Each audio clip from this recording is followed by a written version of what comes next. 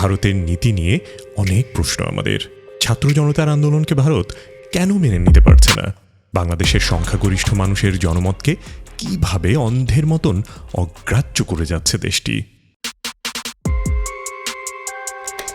আওয়ামী লীগের শাসনকাল, একের পর এক ভুয়া নির্বাচন, গুম খুনের মতন গুরুতর অভিযোগের প্রশ্নে ভারত কেন নির্লজ্জভাবে নীরব?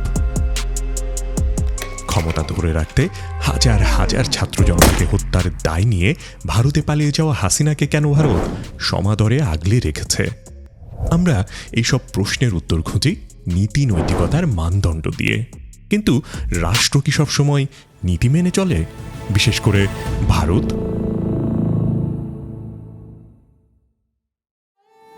থার্মোপাইলের গিরিপথে তখন মৃত্যু আর গৌরব মুখোমুখি দাঁড়িয়ে। স্পার্টানরা জানতো তারা জিততে আসেনি, তারা এসেছে সময় ক্ষেপণ করতে।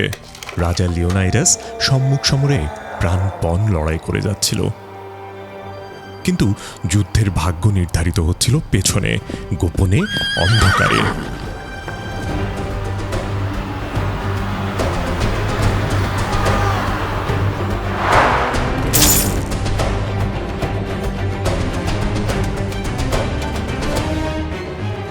ভেতর থেকে কলকাঠি নাড়ছিল এক বিকৃত দেহের মানুষ, এফিয়ালটিস। শক্তিতে দুর্বল, সম্মানে উপেক্ষিত, কিন্তু মাথার ভেতর ছিল ভয়ঙ্কর হিসাব নিকাশ। সে বুঝেছিল সম্মান আর নীতির দোহাই দিয়ে টিকে থাকা যাবে না। তাই সে তলোয়ার রেখে বেছে নিয়েছিল কৌশল। গোপন পাহাড়ি পথের বিনিময়ে এফিয়ালটিস বদলে নিয়েছিল নিজের ভাগ্য, বদলে দিয়েছিল ইতিহাসের মোড়। কয়েক হাজার স্পার্টানের বীরত্ব থেমে গিয়েছিল এক নীতিহীন স্বার্থপর মানুষের কৌশলের কাছে। এফিয়ালটিস কোনোভাবেই যোদ্ধা ছিল না, সে ছিল হিসাবী। নৈতিকতার ঊর্ধ্বে উঠে সে দেখেছিল কেবল স্বার্থ। এই চরিত্রটা কল্পকাহিনীর হলেও তার মানসিকতা বাস্তব পৃথিবীর জন্য অচেনা নয়। কল্পকাহিনীর বাইরে বাস্তব পৃথিবীর সময়রেখায় জন্ম নিয়েছিল এমন কিছু চরিত্র যাদের চিন্তাধারা আজও রাষ্ট্র পরিচালনার নীরব ভিত্তি হয়ে আছে। সেই ছায়াঘন ইতিহাসে দাঁড়িয়ে এক অসাধারণ রাজনৈতিক মস্তিষ্কের নাম কৌটিল্য বা চাণক্য। তার অর্থশাস্ত্রে রাজনীতিতে ছিল শুধুই স্বার্থের হিসাব। শতাব্দী পেরিয়ে সেই ভাবনার আধুনিক রূপ নেহরু ডক্ট্রিন, যেখানে প্রতিবেশী রাষ্ট্রগুলো কেবলই নিরাপত্তা আর প্রভাব বিস্তারের দাবার গুটি। সেই কৌশল ধরেই ভারত বাংলাদেশ সহ তার অন্যান্য প্রতিবেশী রাষ্ট্রগুলো নিয়ে একের পর এক খেলে যাচ্ছে ভয়ঙ্কর খেলা। প্রিয় দর্শক, সার্চ অফ মিস্ট্রির আজকের পর্বে আমরা জানব চাণক্যের সেই নীতিহীন স্বার্থপর রাষ্ট্রনীতির নিয়মকানুন। চলুন তবে পিছিয়ে যাই।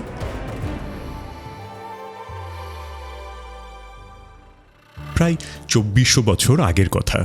রাতের অন্ধকার ভারী হয়ে নেমে এসেছে নন্দ সাম্রাজ্যের রাজধানী পাটলিপুত্রের প্রান্তে। দূরের রাজপ্রাসাদে মশালের আলো কাঁপছে, রাজদরবারে চলছে জমকালো উৎসব। কিন্তু প্রাসাদের দেয়ালের বাইরেই অন্য এক পৃথিবী। দারিদ্র, নিপীড়ন আর ভগ্ন স্বপ্নে ডুবে থাকা সাধারণ মানুষের দীর্ঘশ্বাস। এই বৈপরীত্যের মধ্যেই জন্ম হয়েছিল এক অদ্ভুত শিশুর। মা চানেশ্বরী বাবা চাণক্যের কোল আলো করে দক্ষিণ ভারতের গোল্লা অঞ্চলে দরিদ্র এক ব্রাহ্মণ পরিবারে জন্ম নেয় শিশুটি। নাম রাখা হয় বিষ্ণুগুপ্ত। তার জন্মের এক অভিনব লক্ষণও লোকমুখে প্রচলিত। চাণক্যের মুখে নাকি জন্মগতভাবেই দুটি দাঁত ছিল, যা প্রাচীন বিশ্বাসে রাজচিহ্ন বলে মনে করা হতো। এ কারণেই তার মা ভয় পেতেন, যদি পুত্র একদিন রাজশক্তি লাভ করে নিজের মাকেই ভুলে যায়। মায়ের সেই আশঙ্কা দূর করতে বিষ্ণুগুপ্ত নিজের হাতেই সেই দাঁত ভেঙে ফেলেছিলেন। খুব অল্প বয়সেই বেদ, আরণ্যক, উপনিষদ সবকিছুই আত্মস্থ করল বিষ্ণুগুপ্ত। চেহারায় তিনি তেমনটা আকর্ষণীয় ছিলেন না। বিশ্রী দাঁত, বাঁকা পা, রুক্ষ বাহ্যিক রূপের কারণে মানুষ প্রায়ই তাকে তুচ্ছ হিসেবে গণ্য করত। কিন্তু সেই কঠিন বাহ্যিকতার আড়ালে লুকিয়েছিল বিরল প্রতিভা ও প্রখর বুদ্ধিমত্তা। এরই মধ্যে নন্দরাজ্য তখন হয়ে উঠেছিল এক অদম্য দানব। ফলে চাণক্যের ভিতরে ক্রমেই জ্বলে উঠতে লাগল নীরব আগুনের স্ফুলিঙ্গ। জ্ঞানকে শানিত করতে পা রাখলেন প্রাচীন বিশ্বের জ্ঞানের রাজধানী তক্ষশিলায়। সেখানেই তিনি রাজনীতি, অর্থনীতি, কূটনীতি, জ্যোতির্বিজ্ঞান, আইন ও নীতিতে গভীর পাণ্ডিত্য অর্জন করেন। প্রাচীন ভারতীয় রীতি অনুযায়ী কোনো ব্যক্তি তার পিতৃপুরুষ বা বংশের নাম থেকে খ্যাতি অর্জন করলে সেই নামেই পরিচিত হতেন। তাই পারিবারিক পরিচয়ের সম্মানার্থে সবাই বিষ্ণুগুপ্তকে তার পিতৃপুরুষের নাম থেকে উদ্ভূত উপাধি আচার্য চাণক্য নামে ডাকতে শুরু করেন। সেই থেকেই বিষ্ণুগুপ্ত হয়ে গেলেন চাণক্য। তক্ষশিলা থেকে পড়াশোনার পাঠ চুকিয়ে চাণক্য তক্ষশিলা ও আশেপাশের অঞ্চলে শিক্ষকতা শুরু করেন। আত্মার সৌন্দর্যে বিশ্বাস করে তিনি কৃষ্ণবর্ণ ও সাধারণ চেহারার যশোধরকে বিয়ে করেন। সমাজের হাসি ঠাট্টা আর দারিদ্র্যের কষ্টে জর্জরিত হয়ে যশোধরা একদিন স্বামীকে অনুরোধ করলেন তিনি যেন রাজার কাছে সাহায্য চায়। স্ত্রীর কথা রাখতেই চাণক্য পুষ্পপুরীতে পা রাখলেন রাজা ধননন্দের ভোজ সভাহে। আশা ছিল জ্ঞান দিয়ে তিনি দেশের উপকার করবেন, বিনিময়ে কিছু সহায়তাও পাবেন। কিন্তু অহংকারী রাজা তার চেহারা দেখে তাকে অপমান করল, তার পরামর্শ তাচ্ছিল্য করল, শেষে তাকে বন্দি করার আদেশ দিল। সেই মুহূর্তেই চাণক্য শপথ নিলেন নন্দ রাজবংশ ধ্বংস না করা পর্যন্ত তিনি থামবেন না। ছদ্মবেশে তিনি মগধের আশেপাশে লুকিয়ে থেকে প্রতিশোধের প্রস্তুতি নিতে লাগলেন। একসময় ধননন্দের ছেলে পাব্যতের সঙ্গে দেখা হলে বন্ধুত্বের মুখোশে জয় করলেন তার মন, তার বিশ্বাস, হাতিয়ে নিলেন রাজমোহর। এরপর তিনি গা ঢাকা দিলেন বিন্ধ্য পর্বতের গভীর বনে। সেখানে গোপন প্রক্রিয়ায় অসংখ্য স্বর্ণ মুদ্রা প্রস্তুত করলেন। তারপর শুরু হলো সেই মানুষের খোঁজ যে নন্দ সাম্রাজ্যকে ধুলোয় মিশিয়ে দিতে পারবে। একদিন অরণ্যপথে হাঁটতে হাঁটতে তিনি দেখলেন একদল কিশোর খেলাধুলা করছে। খেলায় একজন সম্রাট, বাকিরা তার অধীনস্থ। সেখানে সম্রাট চরিত্র অভিনয় করা কিশোরকে দেখে চাণক্য বিস্ময়ে অভিভূত হলেন। জন্ম রাজ পরিবারে হলেও ভাগ্য তাকে বড় করেছে এক শিকারীর ঘরে। আর এই বালকের মাঝে তিনি ভবিষ্যৎ ভারতের সম্রাটের ছায়া দেখতে পেলেন।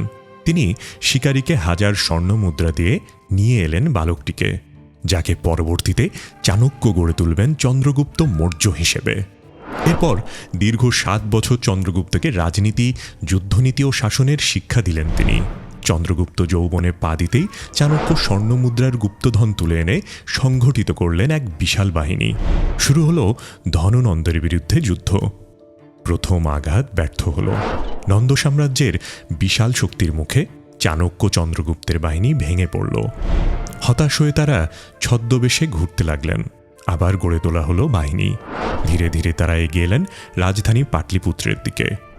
অবশেষে ধননন্দ নিহত হল। পতন ঘটল নন্দ বংশের।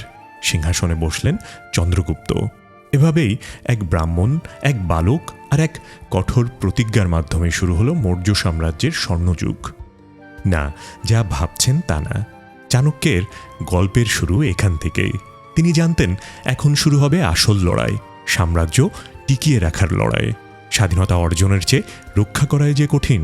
রাত হলেই মৃদু আলোয় তিনি লিখতে বসতেন তালপাতায়। রাষ্ট্রনীতি, অর্থনীতি, সেনাবাহিনী, গুপ্তচর, কর ব্যবস্থা প্রতিটি বিষয়ে গড়ে তুলেছিলেন অমর এক কাঠামো।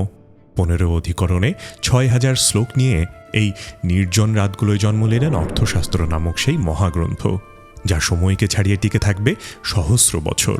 যুদ্ধের আগুন থেকে উঠে আসা এই গ্রন্থ ছিল এক দার্শনিকের নীতি দর্শন। অর্থশাস্ত্রের রচয়িতা হিসেবে তার নামের উল্লেখ এই গ্রন্থের মধ্যেই পাওয়া যায়।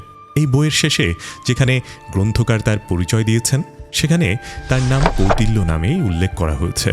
অধিকাংশ ইতিহাসবিদের মতে বিষ্ণুগুপ্ত, চাণক্য এবং কৌটিল্য মূলত একই ব্যক্তি।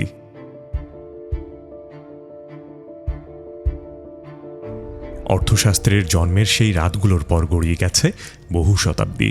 পাটলিপুত্রের রাজপ্রাসাদ এখন কেবল ইতিহাস হলেও কৌটিল্যের লেখা টিকে আছে সময়ের বুক চিরে। 2000 বছর আগে রচিত সেই জ্ঞান ভাণ্ডারে তিনি লিখে গিয়েছিলেন এমন সব নীতি যা আজও আধুনিক রাষ্ট্রনীতি এবং অর্থনীতির ভিত্তি হয়ে দাঁড়িয়ে আছে। স্টক মার্কেটের ধারণা, করনীতি, বাজেট ব্যালেন্স, দুর্নীতি দমন, এমনকি গুপ্তচর ব্যবস্থার নিখুঁত রূপরেখার বর্ণনা আছে এই বইতে। দিল্লির প্রতিরক্ষা বিশ্লেষণ ইনস্টিটিউট 2012 সাল থেকেই কৌটিল্যের অর্থশাস্ত্র নিয়ে গবেষণা চালাচ্ছে। সাবেক জাতীয় নিরাপত্তা উপদেষ্টা শিবশঙ্কর মেননের তত্ত্বাবধানে এই গবেষণায় উঠে এসেছে এক চমকপ্রদ সত্য। তিনি জানান কৌটিল্যের ভাবনা এখনও ভারতের কৌশলগত সংস্কৃতির অঙ্গ। Because in my opinion the study of Kautilya is one of the significant ways in which we can become more self-conscious and about the strategic culture which we have and in which we can contribute to its evolution. I actually personally believe that if you applied a Kautilyan analysis to our present Pakistan policy or nuclear policy, you wouldn't come up with anything very different from what we actually do. The mechanical application of Kautilyan formulae to our present condition. এমনকি Henry কিসিঞ্জারও অর্থশাস্ত্রকে শাসকদের জন্য এক বাস্তবধর্মী নির্দেশিকা, এক timeless guide to action হিসেবে উল্লেখ করেছেন। পারমাণবিক অস্ত্রের হুমকি, সন্ত্রাসবাদ, সাইবার যুদ্ধ কিংবা অর্থনৈতিক অস্থিরতা সব মিলিয়ে যেই জটিল বিশ্ব ব্যবস্থায় আজ মানব সভ্যতা বেঁচে আছে তা অনেকটাই মিলে যায় কৌটিল্যের গড়ে তোলা প্রাচীন ভারতের রাজনৈতিক বাস্তবতার সঙ্গে। অর্থশাস্ত্রের 3 তত্ত্ব সপ্তাঙ্গ, রাজমণ্ডল ও ষড়গুণ্য আজও আন্তর্জাতিক সম্পর্কের নেপথ্যে গভীরভাবে প্রাসঙ্গিক। সপ্তাঙ্গ তত্ত্বে রাষ্ট্রকে দেখা হয় রাজা, মন্ত্রী, কোষাগার, সেনা, ভূমি, মিত্ররাষ্ট্র ও প্রশাসন এই 7 অঙ্গের সমন্বয়ে। রাজমণ্ডল তত্ত্বে রাষ্ট্রকে বর্ণনা করা হয় বন্ধু এবং শত্রু পরিবেষ্টিত এক চক্রাকার সম্পর্ক হিসেবে। আর ষড়গুণ্য তত্ত্বে কৌটিল্য দেখিয়েছেন রাষ্ট্র কীভাবে 6টি কৌশলের মাধ্যমে পররাষ্ট্রনীতি পরিচালনা করবে। সেগুলো হলো শান্তি, যুদ্ধ, জোট, নিরপেক্ষতা, দ্বৈতনীতি এবং আক্রমণ। কৌটিল্যের অর্থশাস্ত্র এবং আধুনিক ভারতের নেহরু ডক্ট্রাইন এই দুইয়ের সমন্বয়ে দক্ষিণ এশিয়ায় ভারতের যেই ভূরাজনৈতিক কৌশল নির্মিত হয়েছে তা মূলত চাণক্যের মণ্ডল তত্ত্ব এবং নেহরুর আঞ্চলিক নিরাপত্তা বলয়ের একটি আধুনিক সংস্করণ। চাণক্যের মণ্ডল তত্ত্বে বলা হয়েছে বিজিগীষু বা বিজয়াভিলাষী রাষ্ট্রের ঠিক পাশের রাষ্ট্রটি হচ্ছে সম্ভাব্য শত্রু, আর তারপরের রাষ্ট্রটি মিত্র। এই তত্ত্বে বাংলাদেশকে ভারতের জন্য একটি অপরিহার্য মিত্র হিসেবে নিশ্চিত করতে ভারত দীর্ঘকাল ধরে আওয়ামী লীগকে একটি কৌশলগত প্রক্সি বা গিয়ার হিসেবে ব্যবহার করেছে। চাণক্যের ষড়গুণ্য তত্ত্বের সংশ্রয় বা আশ্রয় গ্রহণ এবং দ্বৈতীভাব বা দুইমুখী নীতি প্রয়োগ করে ভারত একদিকে বাংলাদেশের সঙ্গে অর্থনৈতিক সহযোগিতার কথা বলেছে, অন্যদিকে নেহরু ডক্ট্রিন অনুযায়ী বাংলাদেশের অভ্যন্তরীণ রাজনীতিতে একচ্ছত্র প্রভাব বজায় রেখেছে, যাতে দক্ষিণ এশিয়ায় চীনের মতো অন্য কোনো বৃহৎ শক্তির প্রবেশাধিকার ঠেকানো যায়। ভারত আওয়ামী লীগকে যেভাবে সমর্থন দিয়ে এসেছে তা কৌটিল্যের সেই সপ্তাঙ্গ তত্ত্বের রাজা ও মিত্রের সম্পর্কের মতন, যেখানে মিত্রের টিকে থাকার উপর নিজের নিরাপত্তা নির্ভরশীল। চাণক্যের নীতি অনুযায়ী একজন রাজা বা রাষ্ট্র যখন অন্য একটি রাষ্ট্রের উপর প্রভাব বিস্তার করতে চায় তখন সে সরাসরি যুদ্ধ না করে কৌশলে তাকে নিজের ওপর নির্ভরশীল করে ফেলে। চাণক্যের সাম ও দান নীতির মূল লক্ষ্য হল প্রতিপক্ষ বা প্রতিবেশী রাষ্ট্রকে এমনভাবে তুষ্ট রাখা যাতে সে ভারতের অবাধ্য না হয়। বাংলাদেশের ক্ষেত্রে ভারত গত 15 বছর আওয়ামী লীগকে রাজনৈতিক সমর্থন বা সাম এবং বিভিন্ন ঋণ বা প্রজেক্টের প্রতিশ্রুতি অর্থাৎ দান দিয়ে পাশে রেখেছে। मैत्री थर्मल पावर प्लांट की पहली यूनिट के अनावरण से बांग्लादेश में एफोर्डेबल बिजली की उपलब्धता बढ़ेगी। दोनों देशों के बीच पावर ट्रांसमिशन लाइनों को जोड़ने पर भी उपयोगी बातचीत चल रही है। रूपसा नदी पर रेलवे ब्रिज का उद्घाटन कनेक्टिविटी बढ़ाने की दिशा में एक उल्लेखनीय कदम है। চাণক্যের মতে আপনি যখন কাউকে বড় কোনো উপকার করবেন বা বিপদে ঢাল হয়ে দাঁড়াবেন তখন সেই পক্ষ আপনার প্রতি কৃতজ্ঞ থাকতে বাধ্য হবে। ভারত এই কৃতজ্ঞতাবোধকে কাজে লাগিয়ে বাংলাদেশের কাছ থেকে ট্রানজিট এবং নিরাপত্তার মতন বড় বড় সুবিধা আদায় করেছে। এর ফলে বাংলাদেশ নিজের অজান্তেই এমন এক জালে আটকে গেছে যেখানে ভারতের ইচ্ছার বিরুদ্ধে যাওয়া তার জন্য কঠিন হয়ে পড়েছিল। অর্থাৎ চাণক্য নীতি অনুযায়ী ভারত সরাসরি শাসন না করে একজন অনুগত বন্ধু তৈরি করার মাধ্যমে বাংলাদেশের নীতি নির্ধারণী ক্ষমতাকে নিজের নিয়ন্ত্রণে নিয়েছিল, যাতে বাংলাদেশ সবসময় ভারতের কৌশলগত সুবিধার কথা মাথায় রেখে সিদ্ধান্ত নেয়। সেই ক্ষেত্রে আওয়ামী লীগ এবং শেখ হাসিনা এই নীতির উৎকৃষ্ট উদাহরণ। আর এই কাজগুলো নিয়ন্ত্রিতভাবে করতে ভারতকে সহায়তা করে রয়ের মতন গুপ্তচর সংস্থা।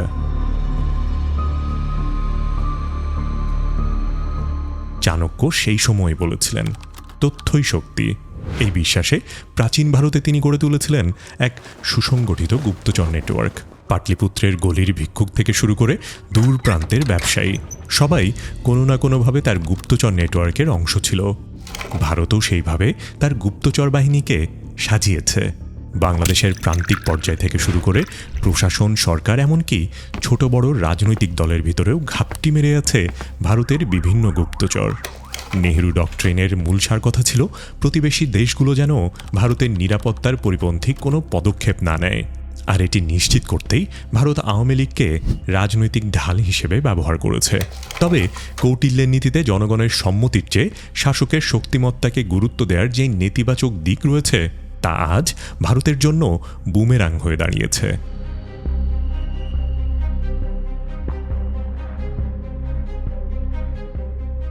বাংলাদেশের সাম্প্রতিক জুলাই বিপ্লব এবং ভারত বিরোধিতা যেভাবে তীব্র হয়েছে তা প্রমাণ করে ভারত চাণক্যকেও সঠিকভাবে অনুসরণ করতে ব্যর্থ হয়েছে। চাণক্যের রাজধর্ম যেখানে প্রজাদের বা জনসাধারণের সন্তুষ্টিকে রাষ্ট্রের মূল শক্তি হিসেবে বলেছিল, ভারত সেখানে সাধারণ মানুষকে উপেক্ষা করে কেবল শাসককেই আঁকড়ে ধরেছিল। শুধু বাংলাদেশ নয়, নেপাল ও মালদ্বীপের ক্ষেত্রেও ভারতের এই আধিপত্যবাদী আচরণ এবং রাজনৈতিক হস্তক্ষেপের ফলে দেশগুলো আজ ভারতের ছায়া থেকে দূরে সরে যাচ্ছে।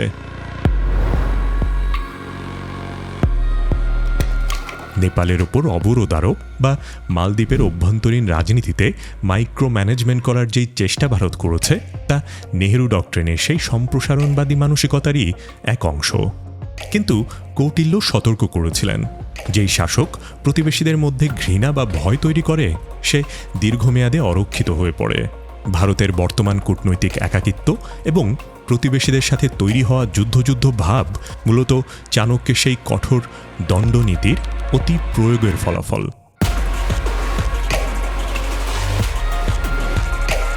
আধুনিক বিশ্ব ব্যবস্থায় যেখানে গণতন্ত্র, জন আকাঙ্ক্ষাই মূল চালিকা শক্তি, সেখানে ভারত যদি কেবল শাসক গোষ্ঠীকে ব্যবহার করে নিজের স্বার্থ হাসিল করতে চায়, তবে তা চাণক্যের সেই মৎসন্যায় বা বিশৃঙ্খলার দিকেই ধাবিত হবে। সুতরাং ভারতের বর্তমান কূটনৈতিক বাস্তবতা এটি প্রমাণ করে যে তারা কৌটিল্যের রাষ্ট্র পরিচালনার কলাকৌশল বা ষড়গণ্য নীতি গ্রহণ করলেও তার ভেতরের নৈতিক ভিত্তি অর্জনে ব্যর্থ হয়েছে, যার ফলে নেহেরু ডক্ট্রিনের আধিপত্যবাদী প্রভাব আজ দক্ষিণ এশিয়ায় চরম চ্যালেঞ্জের মুখে পড়েছে। পাটলিপুত্রের সেই নিঃশব্দ রাত থেকে শুরু হওয়া চিন্তার যাত্রা আজ পৌঁছে গেছে নয়াদিল্লির নীতি নির্ধারণ কক্ষে, জাতিসংঘের গোল টেবিলে, এমনকি বৈশ্বিক রাজনীতির হৃৎপিণ্ডেও। হাজার বছরের ব্যবধান পেরিয়ে গেলেও কৌটিল্যের কালি কিন্তু এখনও শুকায়নি। তবে কোথাও কৌটিল্যের নীতি কিছুটা গুলিয়ে যায়নি তা বলা যাবে না। নগর রাজ্যের অস্থিরতার সেই যুগে কৌটিল্য যেভাবে রাষ্ট্র পরিচালনার নকশা এঁকেছিলেন তা আজকের গণতন্ত্রের কোষ্ঠী পাথরে দাঁড় করালে প্রথমেই যে প্রশ্নটি আসে, ক্ষমতা কি মানুষের জন্য নাকি মানুষ ক্ষমতার জন্য?